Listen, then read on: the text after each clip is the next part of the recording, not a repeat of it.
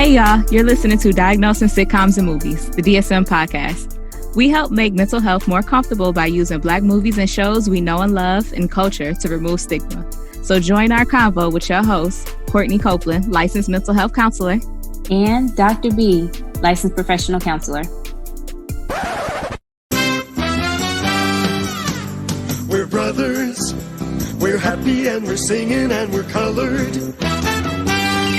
Give me a high five. All right, cut and print. Beautiful, guys. Dynamite. That is...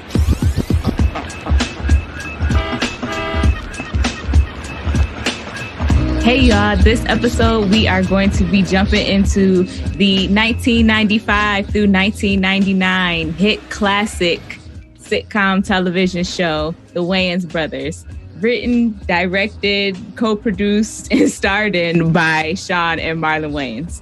Can I just say how much I just love the Wayans Brothers and everything that they do? I feel like they shaped my childhood. They did, especially in the 90s. They were doing a lot at that time. Mm-hmm. I mean, they had more money, literally, and Live in Color.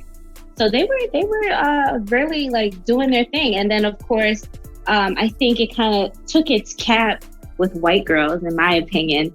I think that's where they kind of hit their climax. And that was that. I've loved it from the start. There was everything good about In Live in Color, and just everything after it just set the bar, and everything was equally as amazing to me.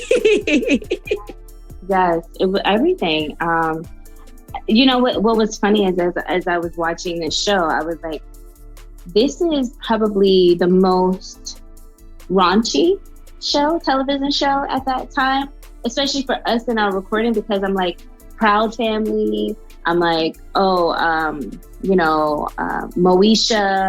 and then Family Matters, right? So these are all wholesome, you learn a lesson kind of thing. And then you go to Pops with Bang Bang Bang. It was still very wholesome at times. There were still so many lessons learned. I feel like I learned so many more lessons here than I did from Proud Family, from Family Matters. I feel like they got me. They spoke my language. And I said, you know what? I understand it the way you say it. What was so dope, because this was New York, and so there was that representation in there, the way they dressed. I mean, they did not hold back from being authentically Black. Oh, I did that on purpose. Yes, and I think that's what made it so enjoyable. And then just like the random shenanigans that they got into was just like halfway. And the physical comedy, I love how physical the show was. I love... Marlon was like a slinky. That guy is so...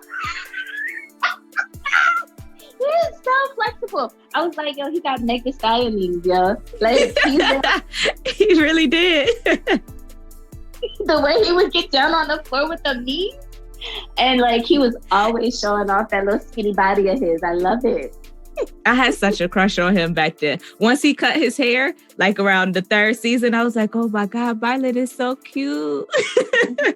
And then I grew out of that. But he's a handsome man. But of course, yes. I was crushing on Shawn around that time. I think definitely. The older I got, the more I was like, oh, okay, Shawn. Yes. He was so cute to me. Even from the beginning, I was like, oh yeah. It's so handsome. But then after watching, and then this, also Scary Movie, right? Wasn't that the... Yeah, so with Scary Movie, with him playing that role, what was it? Who was that? Ray, when he was Ray and everybody. Like, he just played into the gay role so much that people really started to question his sexuality.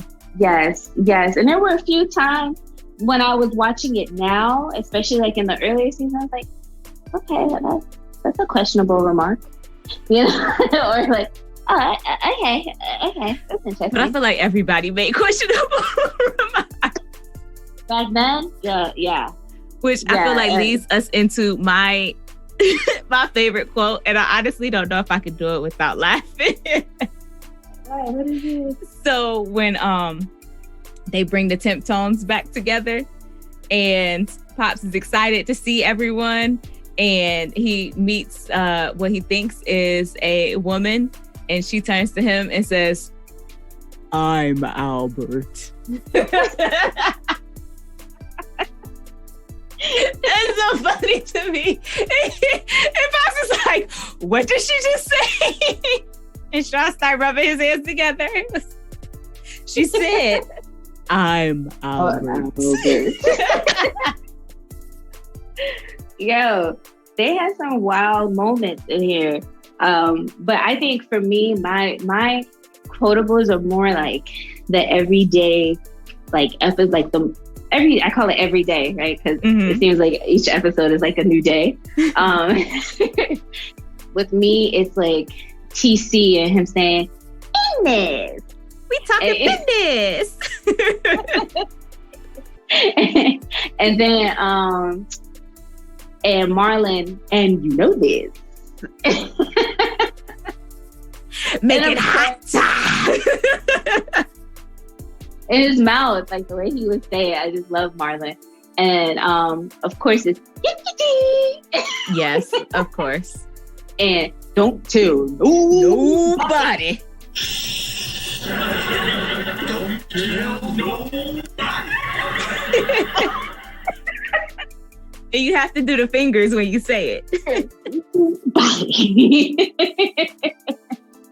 So those are like my, like, you know, every episode, like, or when I think of the Wayans Brothers, those are my go-to.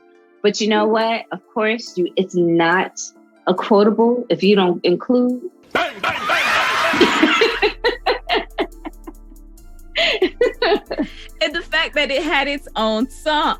What's that sound? Echoes through the night. What's that sound echoed in the night? The sound I hear when I'm holding you tight. It's my love going bang, bang, bang. That's my bell. In the background, bang, bang, bang, bang, bang. And Pops, man, oh, rest in peace, Shawn Witherspoon. Like, I'm like, they must have had so much fun with that guy. Like, because he also seemed like he enjoyed himself in a lot of that as well, you know? Just being creative with them and being silly. Oh my gosh, they are so silly. Yes. Like, you can tell when Shawn is trying to hold his laugh too. He is not good at stopping the smile. But it was funny. And they were such a good fit together. And the executives actually didn't want John Witherspoon. They didn't feel like he was right for the part. They wanted, I think, like Danny Glover to play their father. And Shawn and Marlon like said, "No, I don't see it." And they fought to have John Witherspoon play that role. So I'm really glad that they stuck with what they felt was funny, what they felt was right, because I feel like we got comedy magic from it. We would not have Bang Bang Bang without him. Absolutely. Even Don't Tell Nobody. I feel like that was it. But don't tell nobody. And then, you know, when he always pulling off his belt to whoop him. And then also I have a question, like, why did Pops always have these intricate outfits that, like, I feel like he went out his way to make sure it didn't match. And because that's how they put it together at the Polyester Palace. You got to coordinate. Not Polyester Palace. And they be having 2-for-1 deals, and so he can get it all together. Yeah, I guess he was stuck in the 70s with them white shoes. And I just thought it was so funny every time him and TC would be around each other, and they would either have on the same outfit or compliment each other's outfit. Yes. Oh my gosh. TC was like, he was a character like I've never seen, but I don't think there's a character that I take that back. I could compare him to one of the characters from Martin, but that's a whole nother episode. Right. But thinking in that time, like there were no characters like them. In my opinion, you can correct me if I'm wrong. There were no characters like them, you know. Dee in her presence, in her persona, you know, I may be a full-figured woman, okay, but you will not disrespect me. But you find to me, Shawn, D wasn't that full fit. Like D had body, she had curves. Body. She was body. Yes. I was sad that she was always trying to like lose weight and stuff. I was like, D look good. Y'all tripping.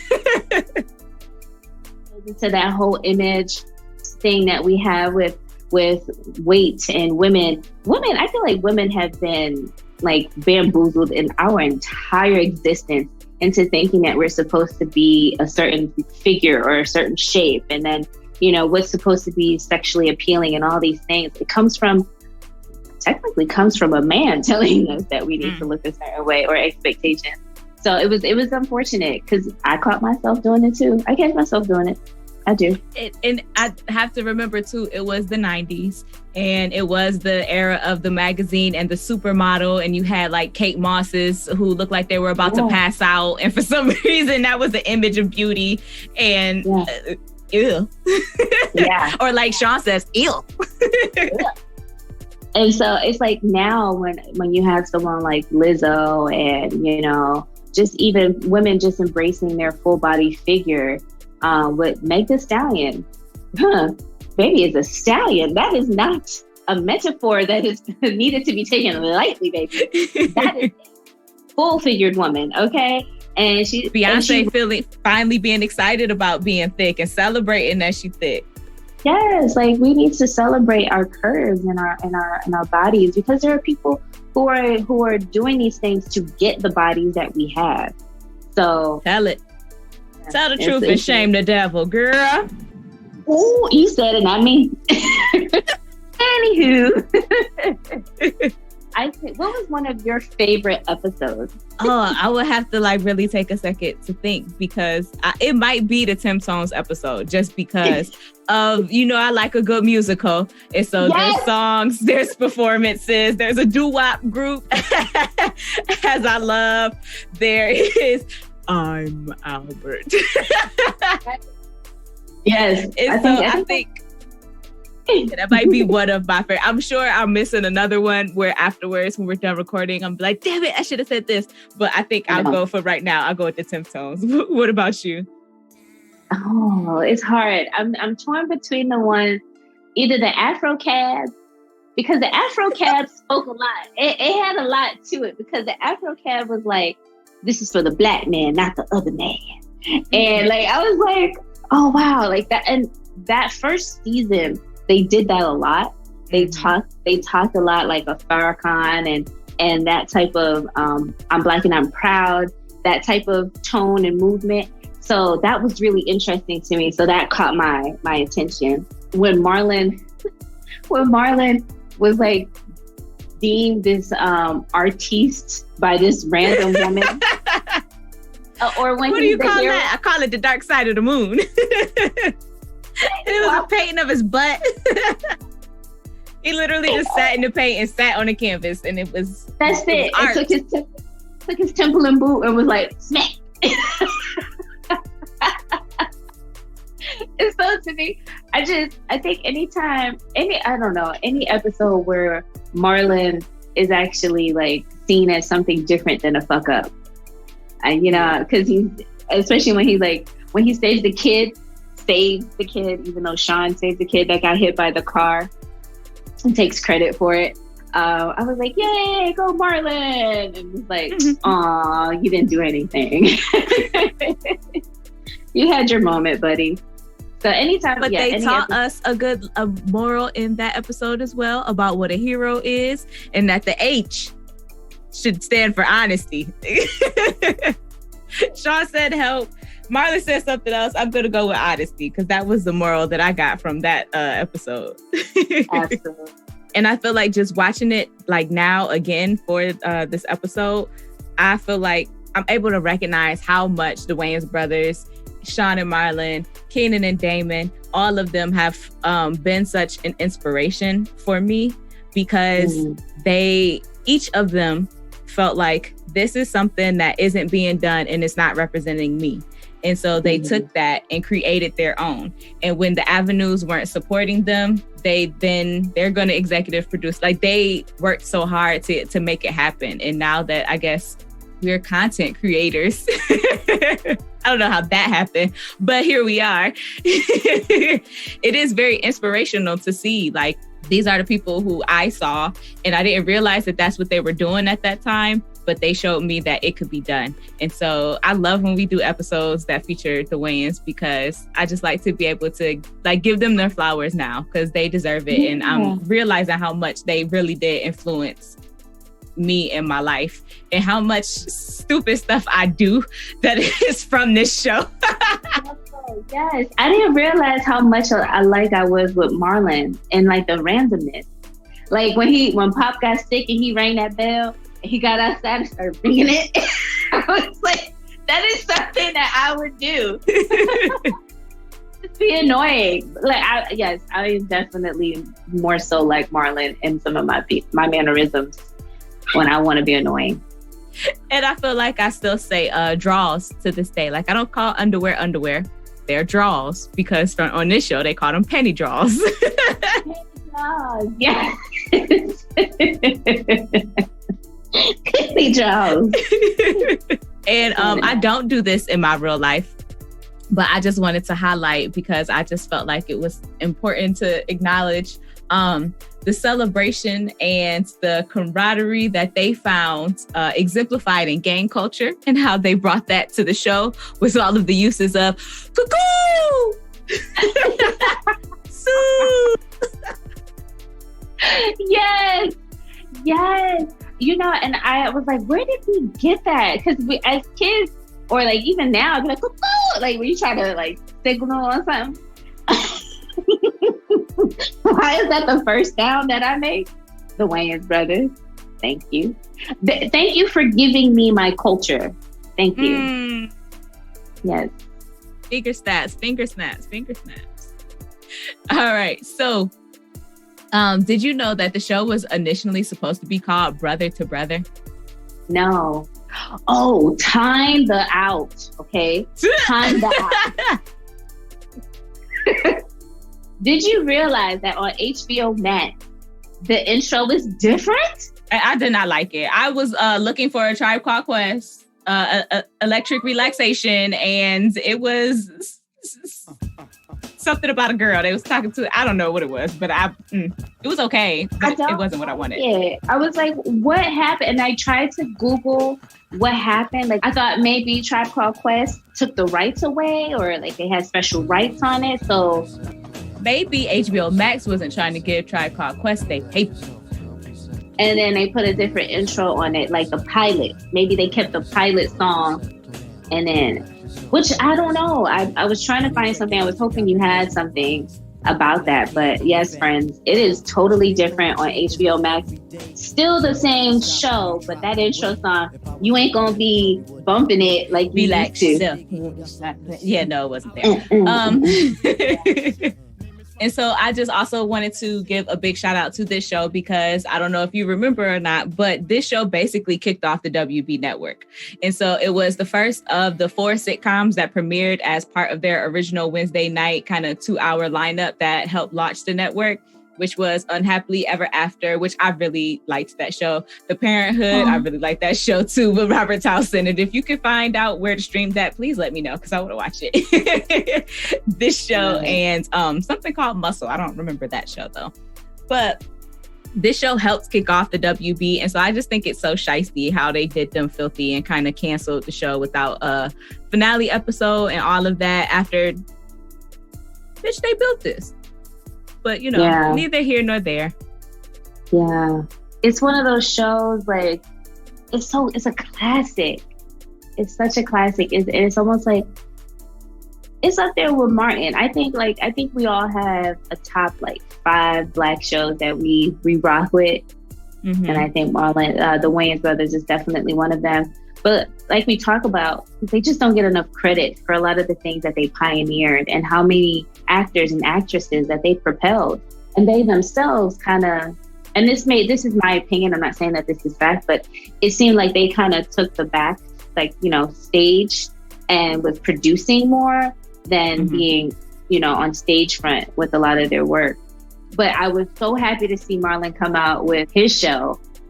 What is it? Is it Marlon? It was called Marlon. That show was hilarious. I was watching it as it was airing on television, like tuning in each week to watch it. It made me miss Shawn though, because I like their balance. Because, you know, Marlon will go, like, here's the line. Marlon has to go on the other side of it. And he has, so I liked their balance that was in this show with Shawn being more of the straight man, or Shawn pulling Marlon in when he see him about to go too far. Yes. He's his conscience. You know, he's like, hey, come on, be responsible. But then also Marlon is also telling Shawn, hey, Shawn, loosen up a bit. Have fun. Enjoy yourself. Like, why are you being so serious? I love their balance. And so that was non-existent on the Marlon show. And so you got all of it. That's what I wanted you to do. He is something else. I love him as a character. I definitely love him as a character. All right. So let's go ahead and jump into these diagnoses. So let's start with the patriarch of the family, the head of the household. Well, outside of their household, the head of the family, with Pops Williams. Did you have a diagnosis for Pops? You know, I struggle with this one too. Again, it's Black males, and we talk about this sometimes in our episodes as far as like Black men being overdiagnosed and blah blah blah. So I really did struggle with that. I wondered though about his marriage, because he was never, because we never saw their mom ever on any episode. She never made an appearance. We never even saw a picture of her. Was always, where was she? Atlantic City. Or at home or somewhere other when they was at. I just thought it was so funny when Marlon was like, you got all the good stuff. Shawn, you look like Pops. I look like Mom, Shawn. And then it's like, ha, ha, ha, ha. Oh, what does Mom look like then? Because we haven't seen her. So as usual, I will address that I use my oppressive tool given by the man to symptomize our behaviors to bill for insurance and make money. The podcast is called Diagnosing Sitcoms and Movies, and I'm a diagnose. So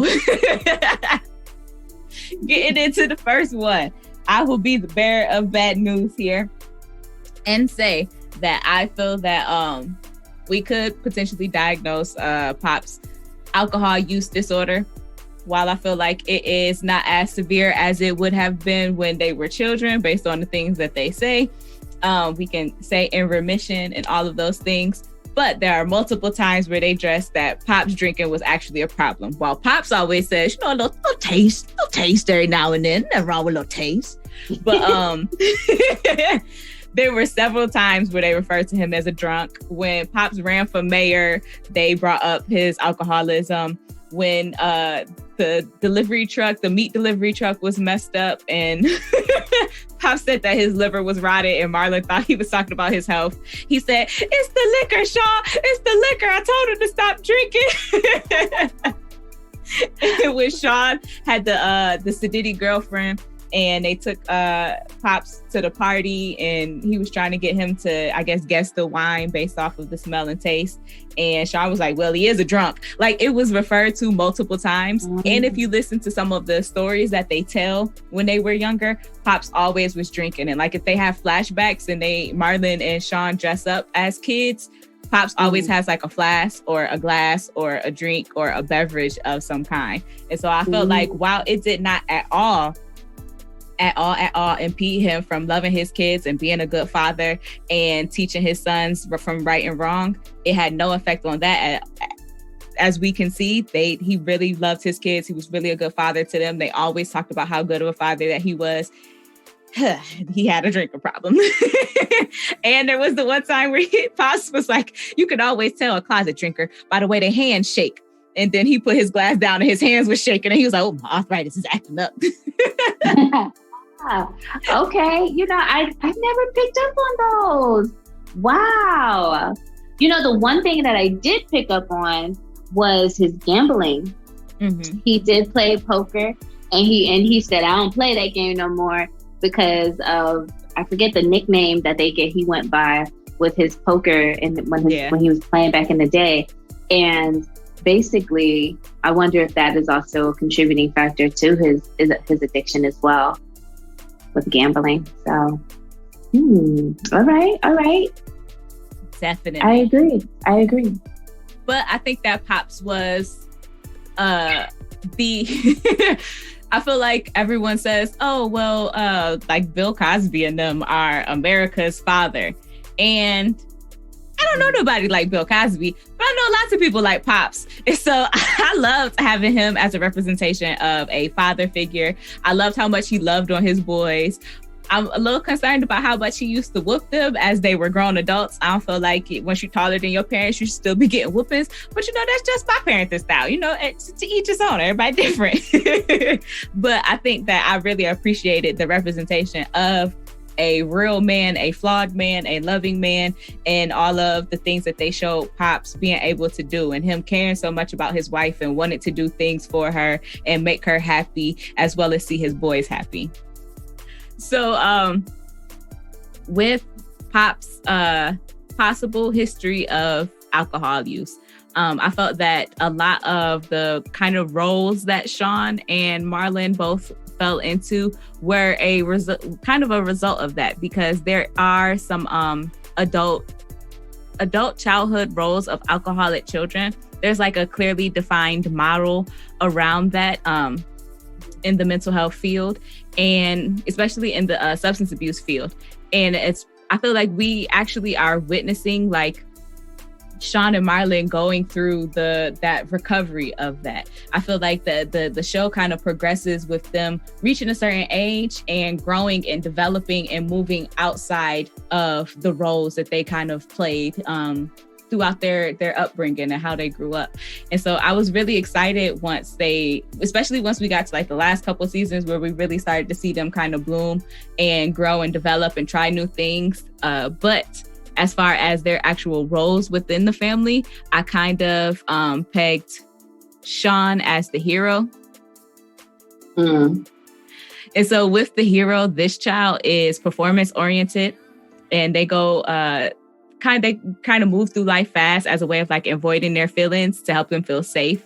They are always like, look how good I am doing. So obviously there's nothing wrong with our family because I'm doing well. And so they often get their needs met through approval of their accomplishments and present a good image for the family. And they usually don't cause too much trouble. They appear as the looking good kid and there's nothing going on here. And their greatest fear is of doing something wrong. And they tend to be overly responsible of the family, and they have to be right. And despite being around everyone, they sometimes feel isolated. And so I felt like that's something that we could kind of see with Shawn, with him being kind of controlling a little bit over Marlon and super protective over him. And I felt like that was him acting out that role. And I feel like as the seasons kind of grow, he starts to let Marlon has to push back, and Marlon has to say like, yo, kid, like, this is my life. Are you going to let me live it? Like, I feel like I heard him say that more than one episode.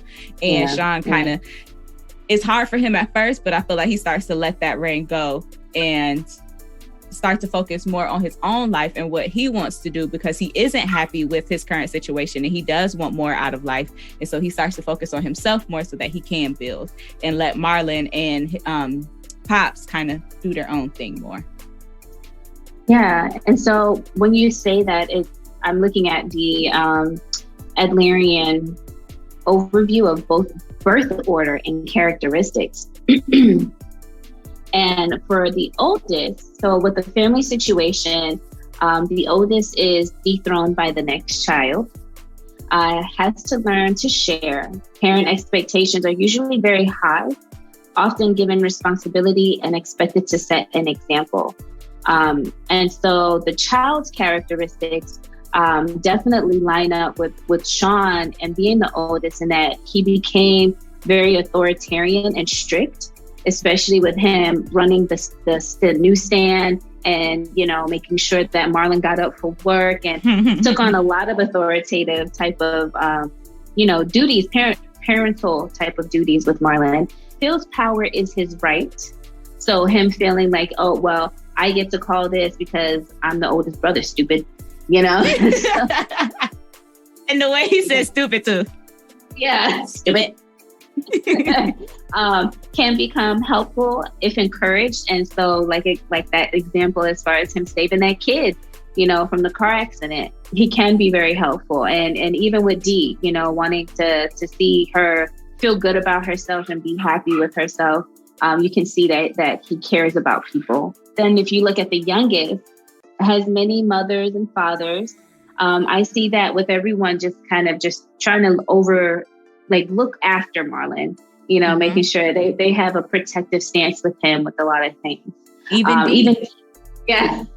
Dee. Older children try to educate them. And so that's always the case with Marlon. He was always being educated or kind of schooled on certain things, never dethroned. But the characteristics is wants to be bigger than others. So a lot of times the reason why Marlon, I guess I felt for him is because I'm also the youngest. And I wanted him to not be the fuck up all the time because he tried to be bigger than others. That was at his demise, you know, because he's trying to, and it's just like, stay in your lane. Like that's not you. That's not who you are. So, that makes me think of that episode with Q Sweat and Thea.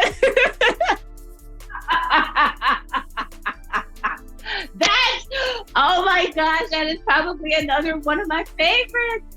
Oh my God. How did I forget that one?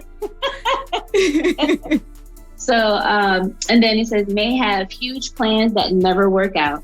So that makes me think of the Afro Cab. Like he had some really big plans. He was picking out the Afro at the top and shaping it. But he usually has big plans, you know, being him when he was an artist. The Afro actually moved. I was like, is that real hair? He put oil sheen on it. Oh my God, all because he couldn't get a cab, even though he bent down in the street like a little scarecrow. Please don't hit me. And then it also says for the characteristics is that they can stay the baby and frequently spoiled. And I think that because of the dynamic and the setup of the family, they allowed Marlon to stay this way. They allowed him to be childish in some ways because it was just like, you know, it's just him being the baby.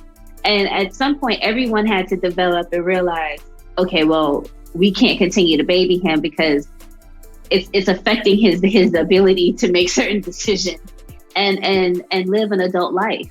Because to some degree, it was like they were enabling him to continue the behaviors that he had. And I definitely feel like all of that came to play. And I kind of pegged him as the mascot. And so this is the piece, At Any Cost, Child. They are often take on the role of the comedian to diffuse a potentially volatile situation. And they may not be taken seriously by their family or their peers, which I definitely feel like nobody took Marlon seriously. Like when he wanted to be a model. And Shawn got so mad at him until he ended up getting taken himself. Right. They don't often try to cause trouble, but they try to also act as like mediators in the family. So when different things go wrong, they try to make sure that everyone is okay. And they are often known to make decisions based on fear rather than what is best for them. And I think we saw that a lot with Marlon getting scared or being afraid of someone or something and making a decision based off that instead of what might actually be best for him. Like when Shank said that he had to marry his sister and she said, Marlon, is that why you're marrying me? And he said, no, I marry you because I love you so much. Marlon really had some issues, but I didn't really know what to diagnose him with. I mean, yeah, he had a range of issues. I diagnosed him with a couple things. Okay, what was it? Okay, so first, I am deeply disturbed by all of Marlon's paraphilic sexual dysfunction issues. And so I did diagnose him with voyeuristic disorder.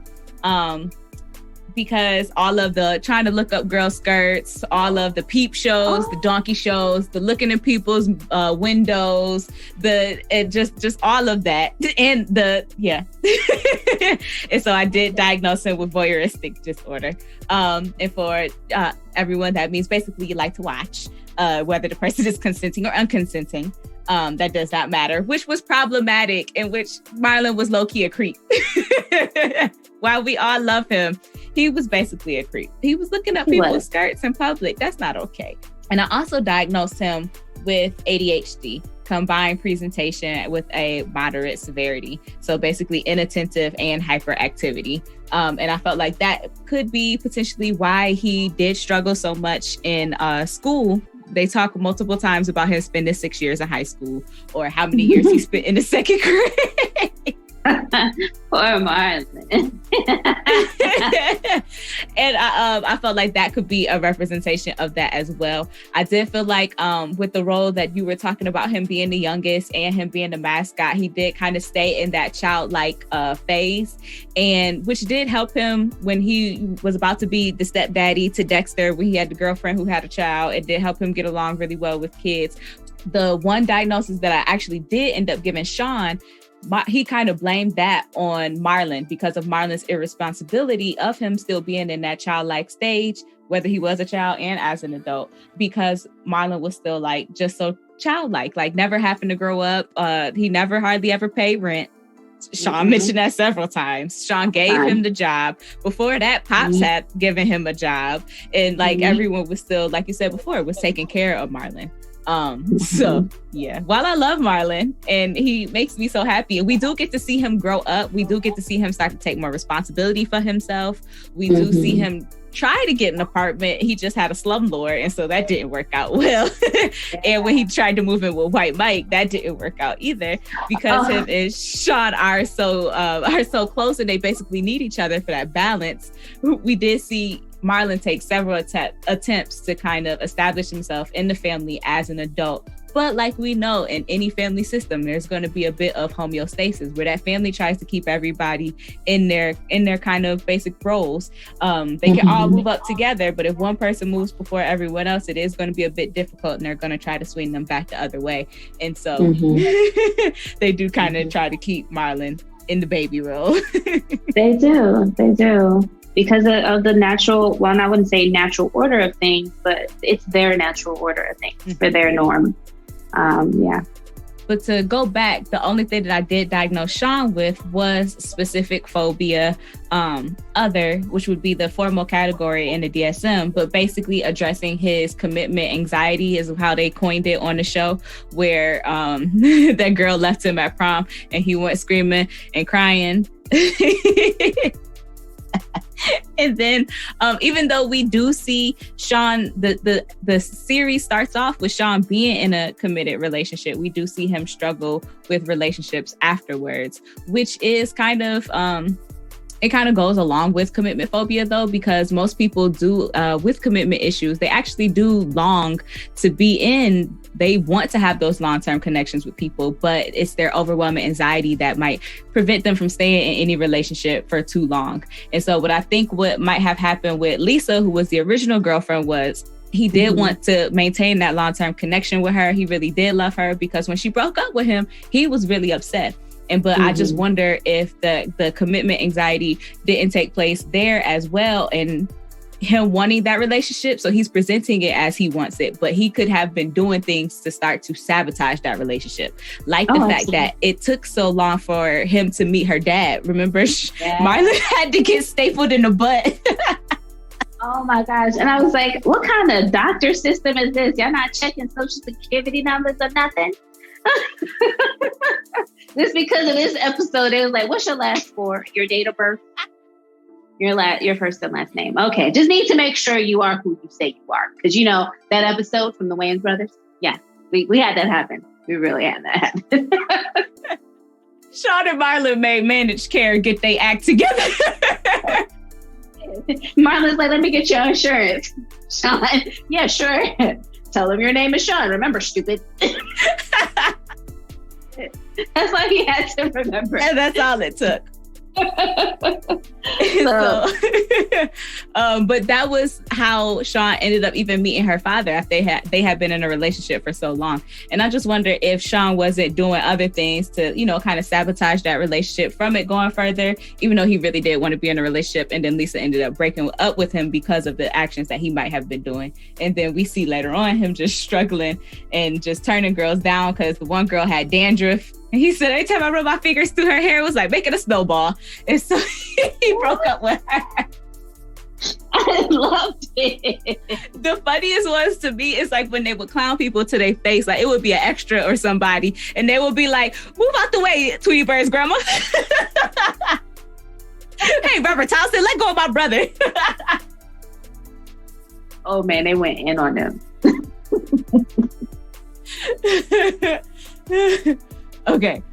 Oh, okay. Yeah. But Marlon being stuck in that childhood place, that actually was the reason that they kind of blamed Marlon for Shawn having this anxiety. But it also is what helped relieve it, because we do see him just, okay, well, then I'm going to build you a prom. Oh, we're going to make one and we're going to play pretend and you're going to have a prom. And he invites the girl back who was his date, who actually was one of the fly girls from In Living Color. And so I thought that was funny that they brought her for that episode. And then they had Shawn be SW1 again, because that's what he started off as on In Living Color as the DJ. So I thought that was super cute and it touched my heart. But Marlon was able to help Shawn through it. And I just appreciate their relationship so much, because like they were super affectionate towards each other. They were super protective of each other. They were able to be emotional with each other. They cried together. They hugged each other. They kissed each other on one episode about men kissing.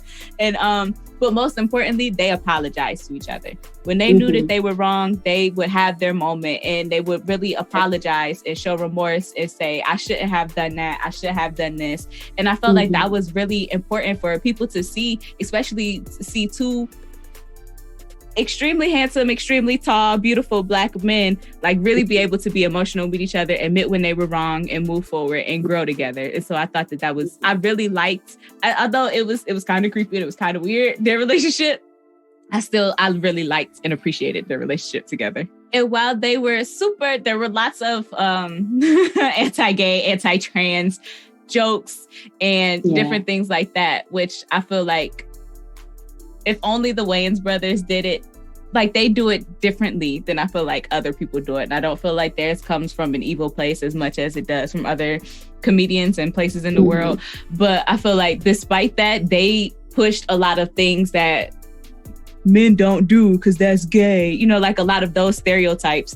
They were always hugging each other. They were always kissing each other. They were always up under each other. They were always telling each other how they felt. They were always doing those things. And I was like, this is just so awesome. I appreciate them. I guess that's where that wholesome television kind of comes in. And it complements Marlon's raunchiness and kind of fish behaviors and his infatuation with sex and women. So yeah, it was balanced with that. You could see the authentic brotherhood in it. It didn't have to be played on, and I think that's why there's such a connection, and it's authentic.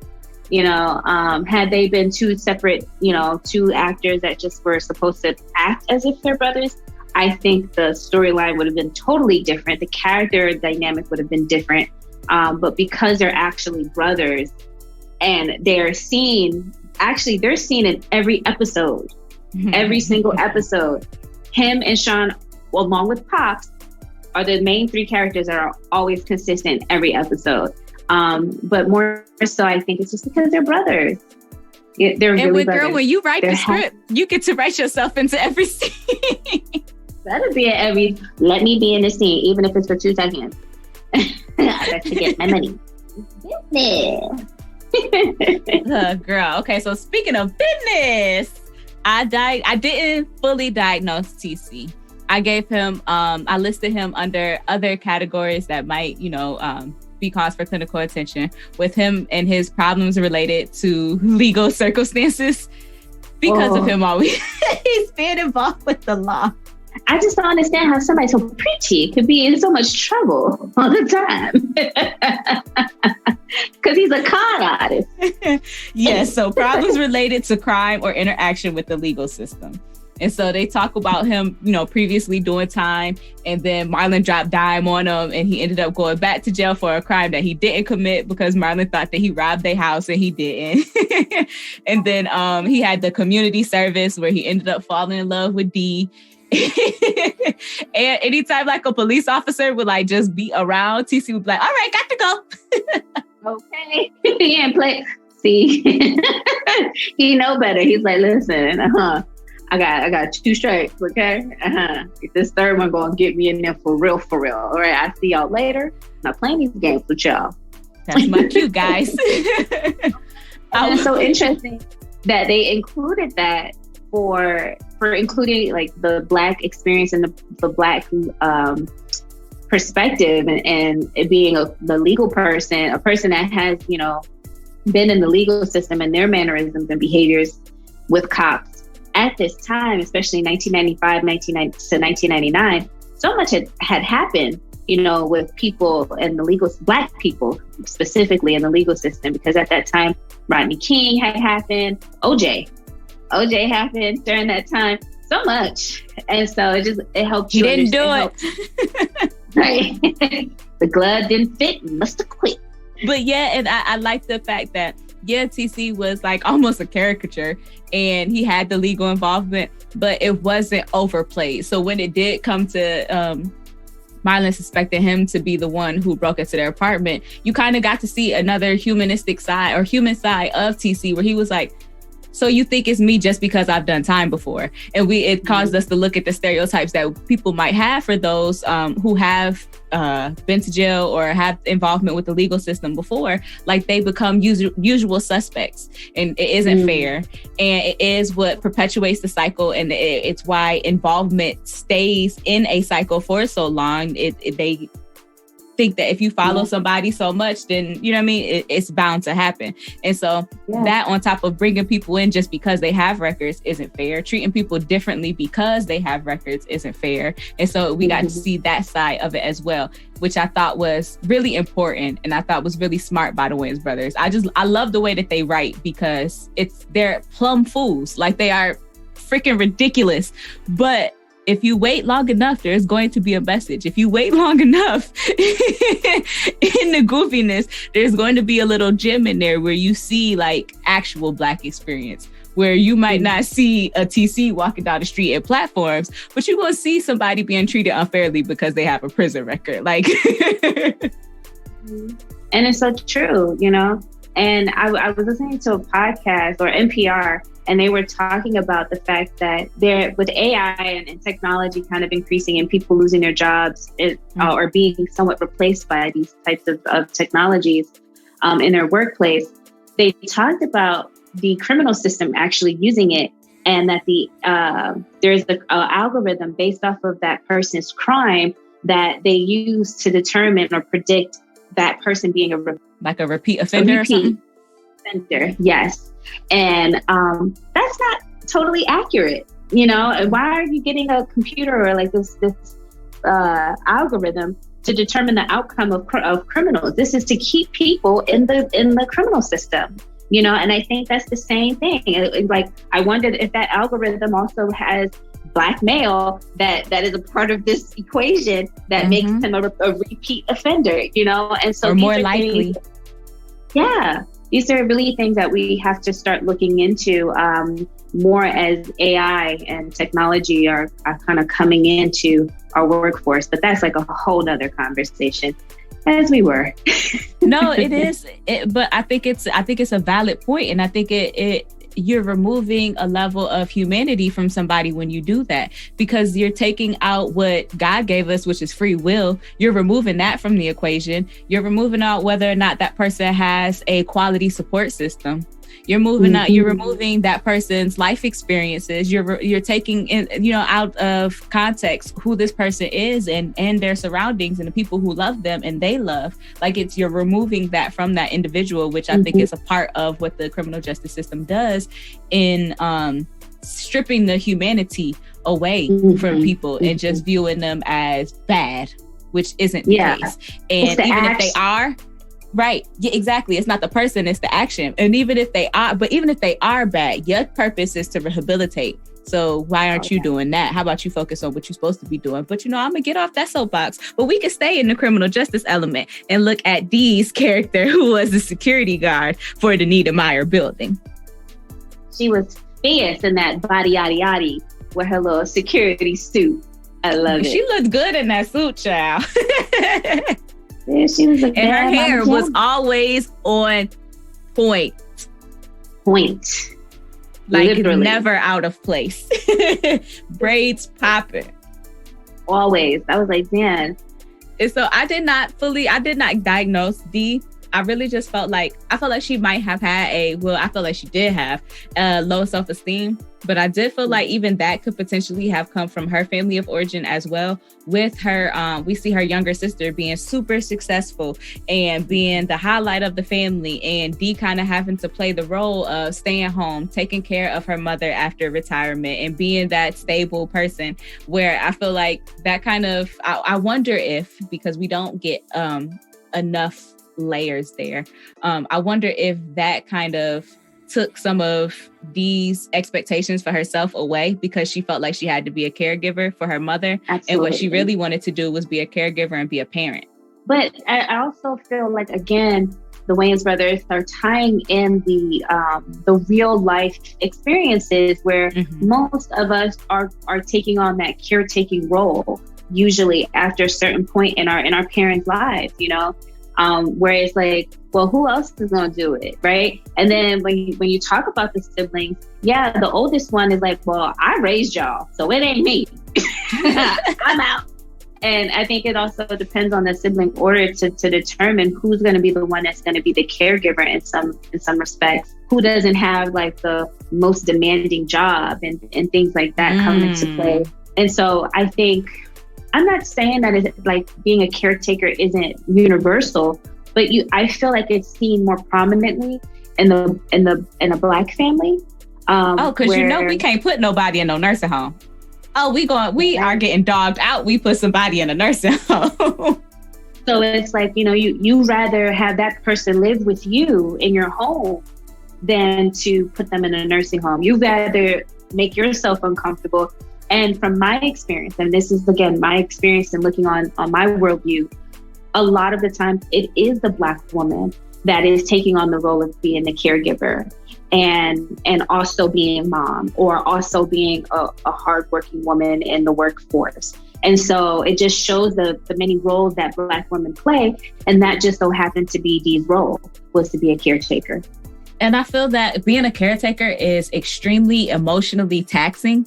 And absolutely. A lot of people feel going into it, they're aware that it's a lot of work, but I don't know if everyone is always aware of the emotional tax that it takes on people. And I feel like they have to learn that as they go. And sometimes people feel like, well, this is my family member, this is what I have to do. And you are valid in those feelings. There's just not the expectation of what you have to do to also take care of yourself when you decide to take on that role.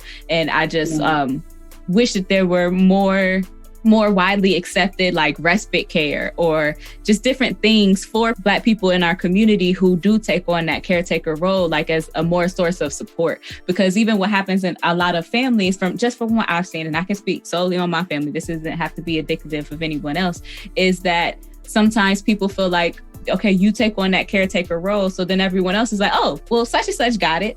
Like, they got it. They taking care of mama. Right. Like, no, that's fine. And they don't always know everything that goes on. Help. Yeah. It's like, and sometimes the hard part is like asking for help, and saying, well, I set this up. I put this on myself. I can't really ask for a break. I can't ask for help, and so it puts even more pressure to be this person for them. And then also there's like feelings of guilt, probably feelings of resentment, you know, and I feel like Dee probably resented her mother in some instances because it's like, well, because of my mother, I can't date. But hold up, because Dee's mother was dating. Okay, she had a Valentine's Day and Dee didn't.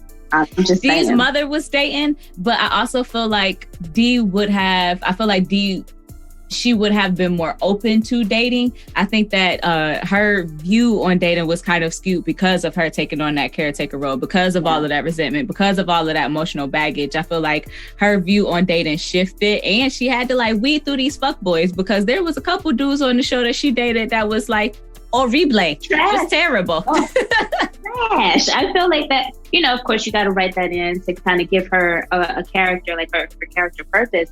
And so that, I think that was like what it was. Like she just dated trash men as if she wasn't worthy of something better.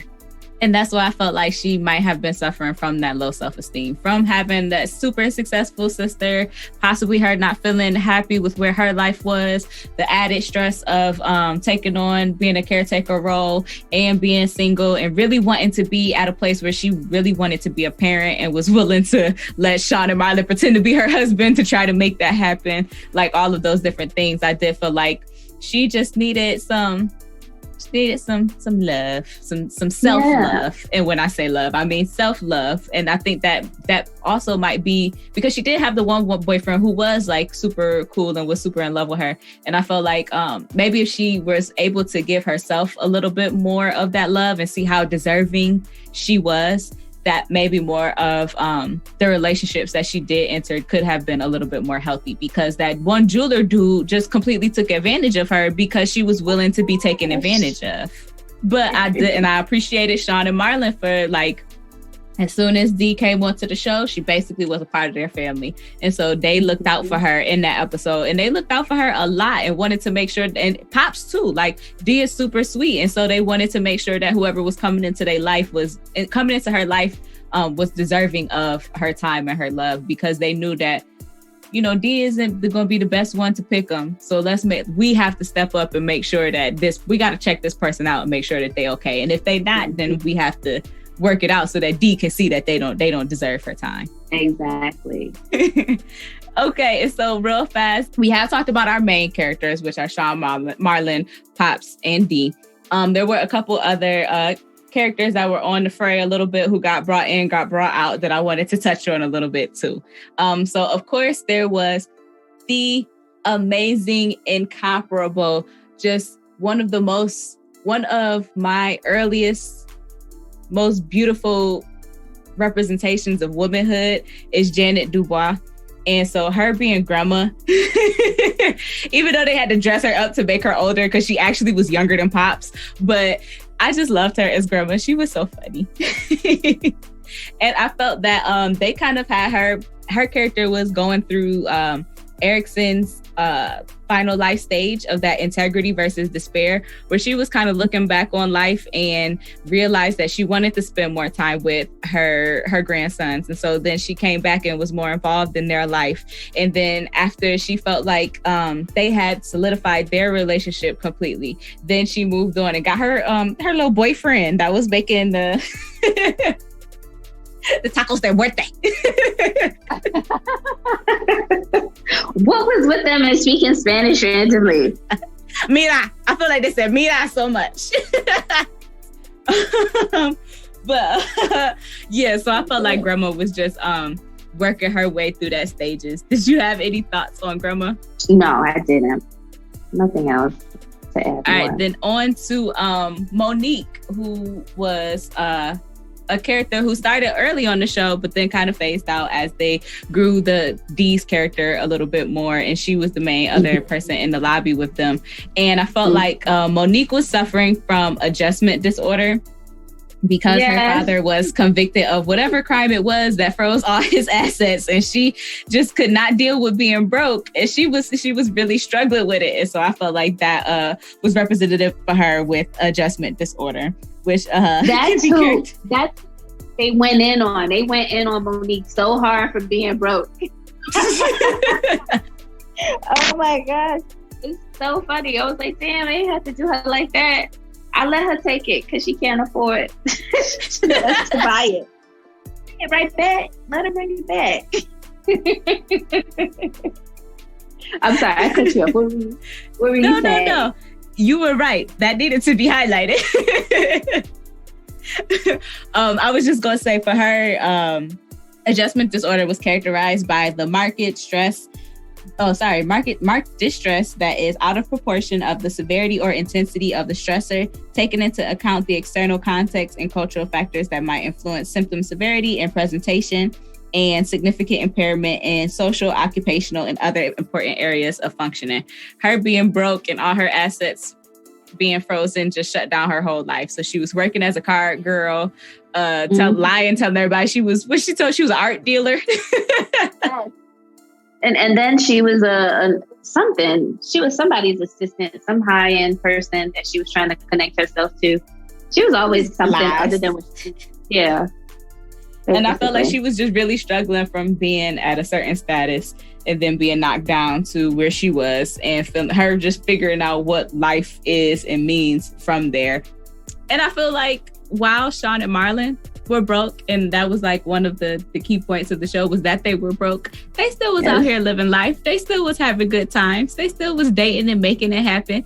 And so I appreciated that.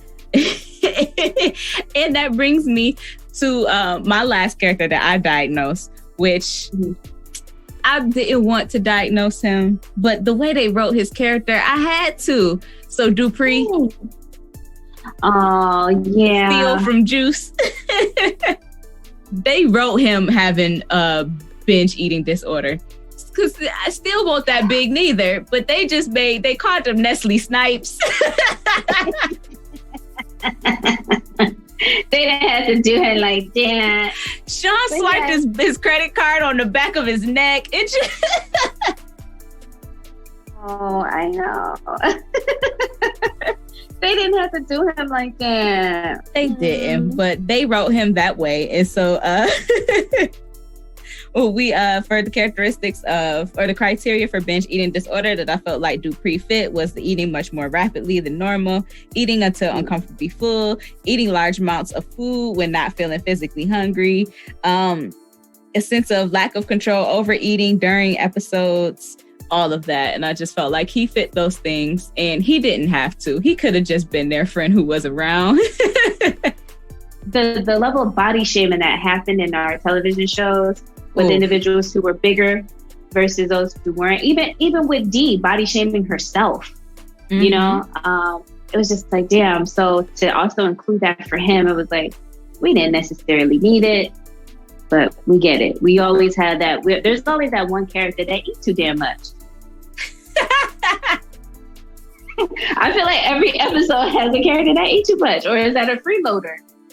And I mean, well, in every show that we've done so far, there's been one character that eats excessively, one that is overweight or like has weight issues, and then another character that is dense or is playing, you know, into this I don't know, or being dumb.